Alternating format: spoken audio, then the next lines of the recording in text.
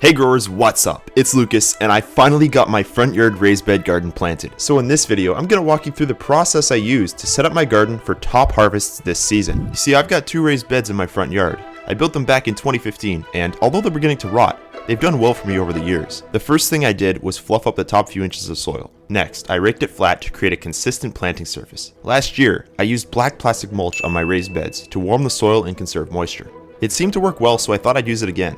For my last garden, I tucked it into the edges, but this season I'm using a roll of mulch that is exactly 4 feet wide. So, because my raised beds are also 4 feet wide, I had to find another way to pin it down. In this raised bed, I'll use my tomato cages to stake it in place.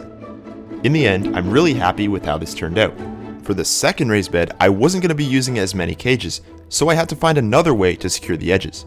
I came up with the idea to make some ground staples out of a conical tomato cage I had lying around. You can also probably find these pre-made at garden centers or a local big box store.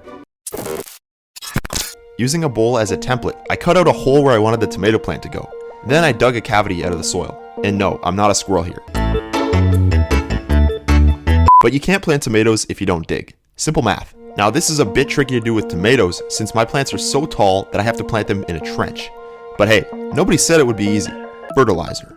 One thing that can make or break a vegetable garden. Pay attention to the NPK ratio. This stands for nitrogen, phosphorus, and potassium.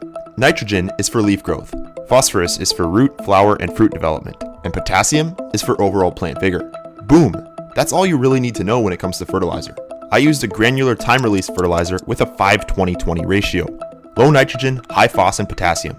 If that first number's too high, you'll have all leaves and not much fruit, so be very careful. The question is, how much fertilizer should you use? I really had no clue because there was no indication on the bag, so I just sprinkled in a conservative amount.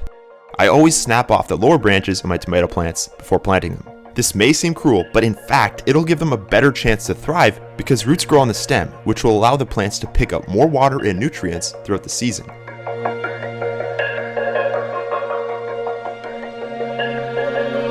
I forgot to with this plant, but usually I'll mix some powdered eggshells into the planting hole to give the plants access to more calcium, a key player in preventing blossom end rot. Do the eggshells actually work though? I don't really know, but eggshells are cheap. Finally, I'll mix together a solution of high phosphorus fertilizer. I used 15-30-15 Bloom Booster for this. It's probably a little too high in nitrogen, but it's all I had around at the time. This will give the plant immediate access to phosphorus and hopefully get the roots off to a good start. I'm spacing my peppers 18 inches apart, which will allow them to bush out without being too crowded. Again, I cut a hole in the plastic mulch and got busy digging. You know the drill, 5-20-20 granular fert and a dash of powdered eggshells, just like with the tomatoes. After mixing these ingredients together, it was time to plant. This is a red sweet pepper variety called Carmen. It's supposed to be real productive and I'm looking forward to the harvests. Again, giving the roots a good soak with some high phosphorus fertilizer will be the ticket to getting this plant off on the right foot. Holy macaroni, my fingernails are filthy. I'm caging the cucumbers this year.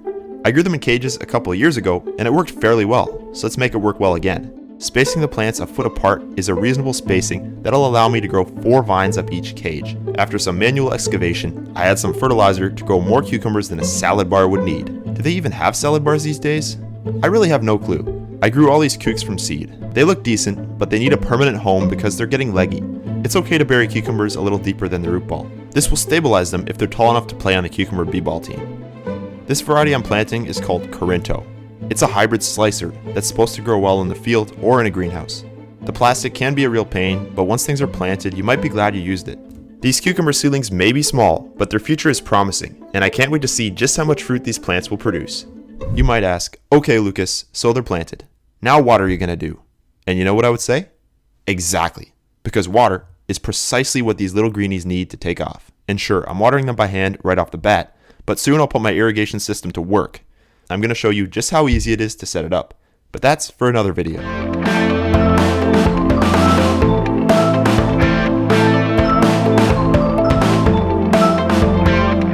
This garden had been long overdue to get planted up, so I'm glad that the job's finally complete.